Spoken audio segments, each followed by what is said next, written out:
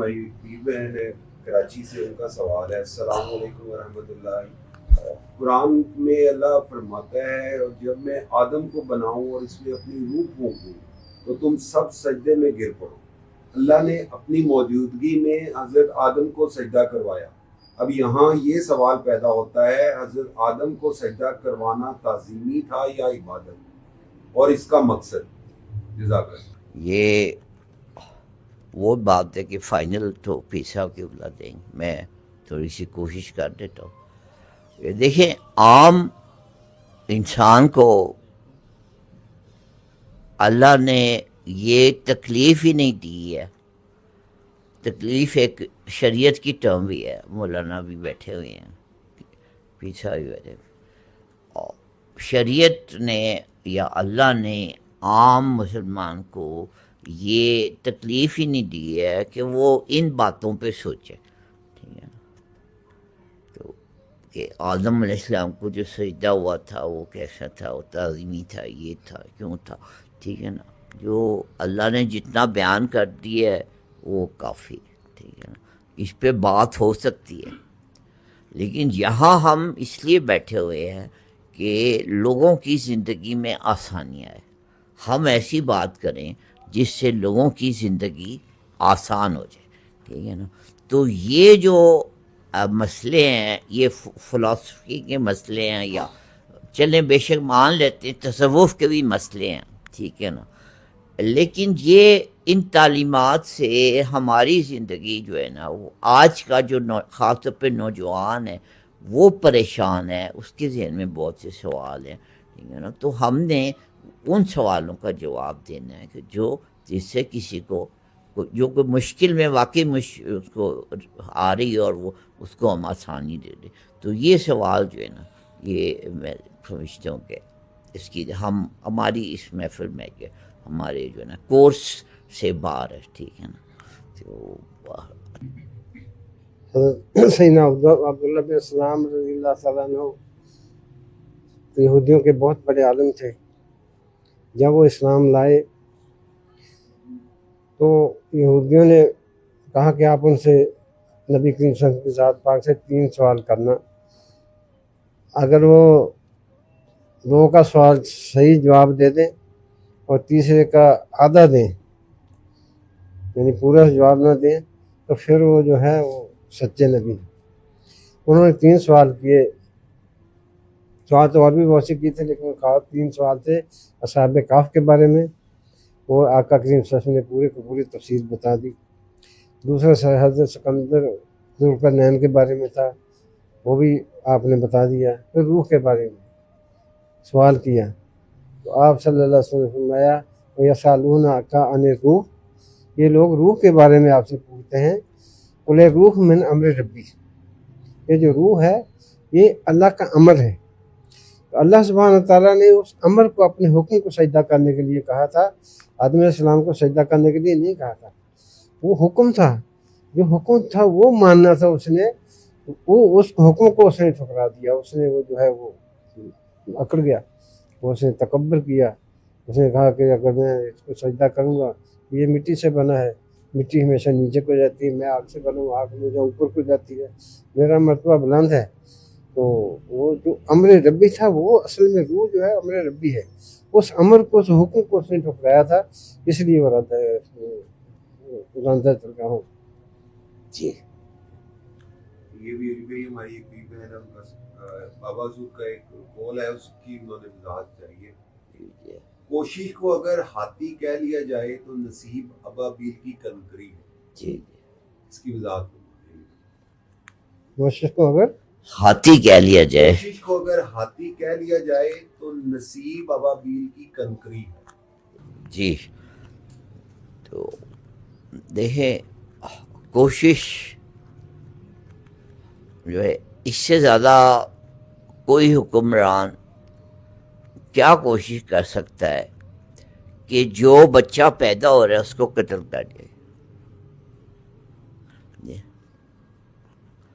اس سے زیادہ بڑا ظلم جو ہے وہ کیا ہو سکتا ہے؟ اور اس سے بڑی بھرپور پلاننگ اور اسٹریٹجی کیا ہو سکتی ہے؟ کوشش کی بات ہو رہی ہے۔ حکمران اس سے بڑی کوشش کیا کر سکتا ہے کہ جو بچہ پیدا ہو رہا ہے اس کو قتل کر دیا جائے پوری قوم میں سے۔ تو لیکن یہ واصف صاحب کا یہ جملہ ہے کہ نصیب جو ہے وہ صندوق میں بند ایک بچے کی طرح تیرتا ہوا آ جاتا ہے۔ تو وہ صندوق میں بند جو بچہ تیرتا ہوا آ رہا ہے تو یہ نصیب ہے، یہ اس کی کوشش ہے اور یہ نصیب ہے۔ اسی طرح ابرہہ کے ہاتھی جو ہیں وہ بھی بادشاہ تھا، وہ بادشاہ سلامت کی اور پوری کی پوری اس سے بڑی کیا کوشش ہو سکتی تھی کہ ہاتھیوں کا لشکر لے کے آ جائے۔ تو لیکن وہ نصیب جو تھا وہ ایک چھوٹا سا پرندہ ہے، اور تو اس میں اللہ جو ہے وہ ایک سینس آف ہیومر بھی رکھتا ہے۔ اللہ کے تمام جو ولی ہیں وہ بھی ایک خاص قسم کی سینس آف ہیومر ضرور رکھتے ہیں۔ تو اب یہاں پہ اللہ کی سینس آف ہیومر دیکھیں کہ ہاتھی تقریباً سب سے بڑا جانور ہے اور ابابیل تقریباً بہت چھوٹا سا پرندہ، پرندوں میں چھوٹا ترین سا پرندہ ہے۔ اور چلیں وہ مان لیا پرندہ چھوٹا ہے تو کنکری تو اس سے بھی چھوٹی ہے۔ تو ایک چھوٹے سے پرندے کے ذریعے کی چھوٹی سی کنکری کے ذریعے اس زمانے کے سب سے بڑے جانور کو اڑا کے رکھ دیا، لشکر کو اڑا کے رکھ دیا، ٹھیک ہے نا۔ تو یہ کسی اور طریقے سے بھی وہ اللہ کر سکتا تھا، لیکن اللہ نے بھی ایک اپنی بڑے لطیف انداز سے نا یہ کی ہے۔ تو یہ نصیب کی بات ہوتی ہے۔ تو اور کوشش جو ہے وہ جیسے بابا نے فرمایا کہ کوشش تو سب کرتے ہیں، لیکن یہ نصیب ہوتا ہے کہ کون سی کوشش سرفراز ہوتی ہے، کون سی جو ہے وہ رائگاں ہوتی ہے۔ اسی میں ہم نے دیکھا ہے کہ بہت سے لوگ کوشش کرنے والے جو ہیں وہ ناکام ہو جاتے ہیں اور بہت سے کوشش کرنے والے کامیاب ہو جاتے ہیں، اور لیکن یہ اس کا مقصد قطعاً نہیں ہے کہ انسان کوشش کرنا چھوڑ دے، لیکن اس کا مطلب یہ ضرور ہے کہ نصیب بھی ایک چیز ہے اور انسان کو اپنے نصیب پہ جو نتیجہ آتا ہے، جو نصیب ہوتا ہے، اس پہ پورا محبت بھی جو ہے نا ہمارا ایک ایمان ہے۔ تو اب یہ بھی باوض نے فرمایا کہ دولت جو تھی نا اس زمانے میں، جو اپنے بزرگوں سے پوچھیے گا کہ مسلمان جو تھے اس زمانے مفلس ترین لوگ تھے، وہ انگریزوں نے ان کو اس طرح سے پیس دیا تھا مسلمان کہ مسلمان جو تھے غریب ترین لوگ تھے، اور ساری دولت جو تھی وہ ہندوؤں کے پاس تھی۔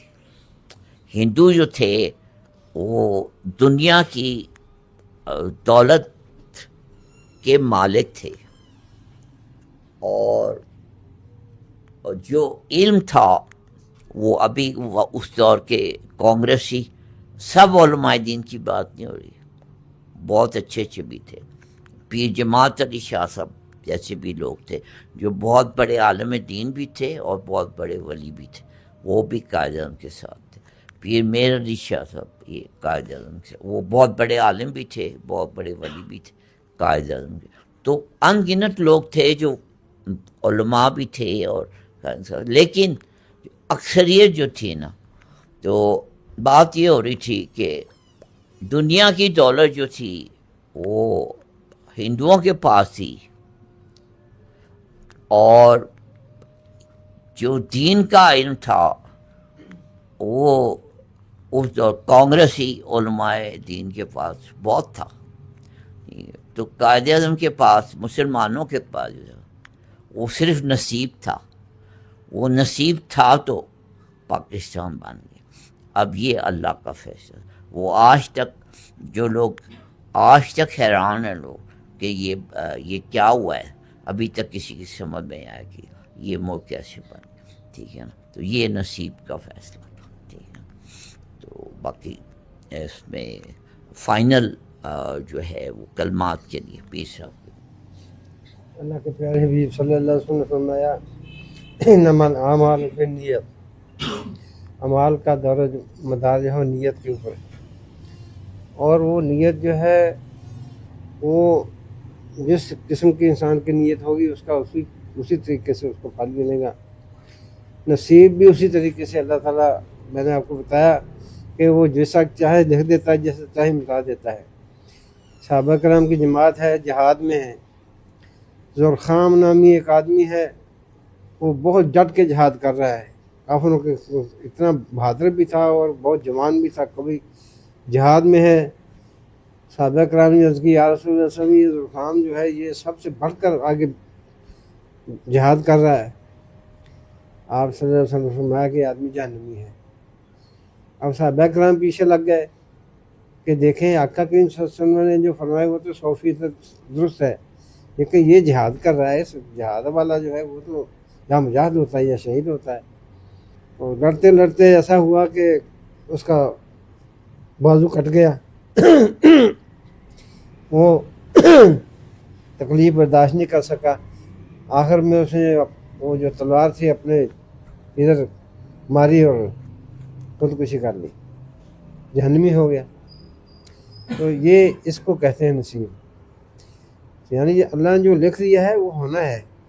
کوشش اس نے کی، لیکن جب وہ لڑ رہا تھا تو کہتا تھا کہ میں بتاؤں گا آج کہ اس خاندان میں کون زیادہ سب سے بہادر ہے. یعنی وہ اپنی بہادری شو کرنا چاہتا تھا. وہ اسلام کے لیے نہیں لڑ رہا تھا، وہ جہاد نہیں کر رہا تھا، وہ بہادری شو کرنا چاہتا تھا.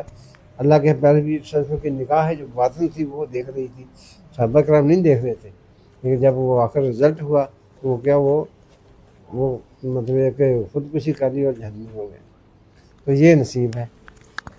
تو یہ چیزیں ہیں، یہ باطنی چیزیں ہیں. اللہ تعالیٰ نے جو لکھ دیا ہے وہ ہونا ہے. لیکن انسان کو چاہیے کہ اپنی نیت کو ٹھیک کرے. نیت جو ہے، جب آپ کی نیت کو اچھا کام کرنی ہے تو آپ کو وہ اس کا پھل ضرور ملے گا.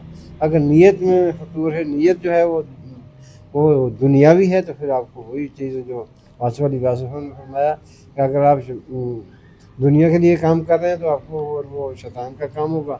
اگر آخرت کے لیے کام کر رہے ہیں تو آپ کو یا غازی آپ شہید ہوں گے. یہی نیت ہے.